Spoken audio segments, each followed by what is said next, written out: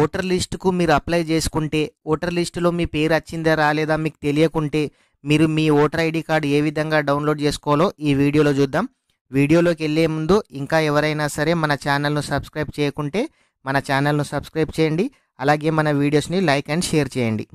చాలామంది ఓటర్ లిస్ట్కి అయితే అప్లై చేసుకుంటారు. వాళ్ళు ఓటర్ లిస్ట్కి అప్లై చేసుకున్న తర్వాత ఓటర్ ఐడి పోస్టులో ఇంటికి వస్తుందని అయితే చెప్పడం జరుగుతుంది. కానీ చాలామందికి పోస్టులో ఇంటికి కూడా రావడం అయితే లేదు. వారైతే ఓటర్ లిస్ట్కి అప్లై చేసుకుంటారు. వారు ఓటు వేయడానికి వెళ్ళినప్పుడు కానీ ఏదైనా ఓటర్ ఐడి కావాలన్నప్పుడు చాలా ఇబ్బంది పడుతుంటారు. ప్రతి ఒక్కరు కూడా ఓటర్ లిస్టులో పేరు ఏ విధంగా ఉందా లేదా చెక్ చేసుకోవాలంటే ఈ వీడియో చూడండి. ఓటర్ లిస్టులో పేరే కాకుండా మొత్తం మన విలేజ్లో ఎవరెవరికి ఓట్స్ ఉన్నాయి, అసలు మన పాపులేషన్ ఎంత, మన నియోజకవర్గం ఎంత, ఎవరిదైనా సరే మీరు ఆన్లైన్లో చూసుకోవచ్చు. గూగుల్ ఓపెన్ చేయండి.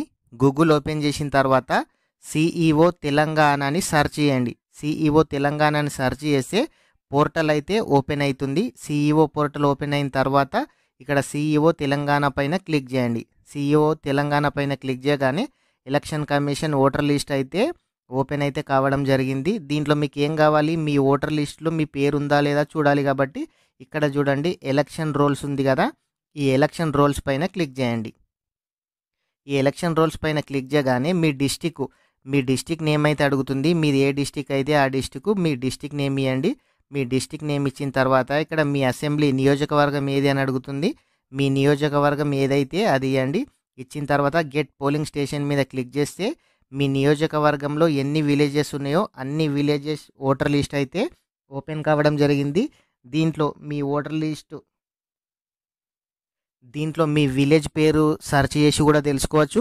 లేదంటే మీ పోలింగ్ బూత్ నెంబర్ మీకు తెలిస్తే కూడా సెర్చ్ చేసి డైరెక్ట్ మీ పోలింగ్ బూత్ నెంబర్తోనైతే ఇక్కడ ఓపెన్ చేయొచ్చు. ఇక్కడ ఎగ్జాంపుల్ నేను 197 పైన క్లిక్ చేశాను.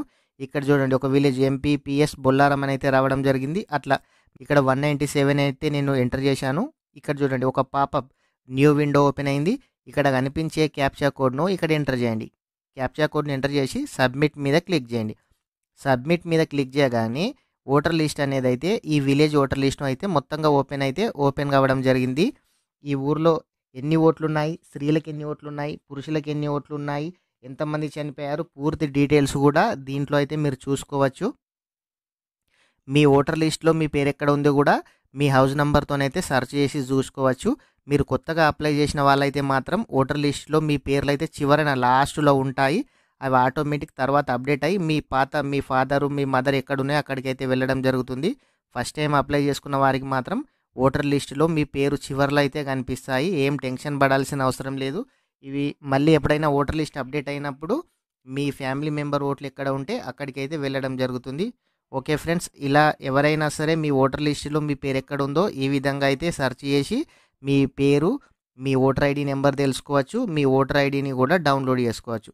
ఓకే ఫ్రెండ్స్, ఇలాంటి వీడియోస్ కోసం మన ఛానల్ సబ్స్క్రైబ్ చేయండి. అలాగే మన వీడియోస్ని లైక్ చేయండి. Thank you friends.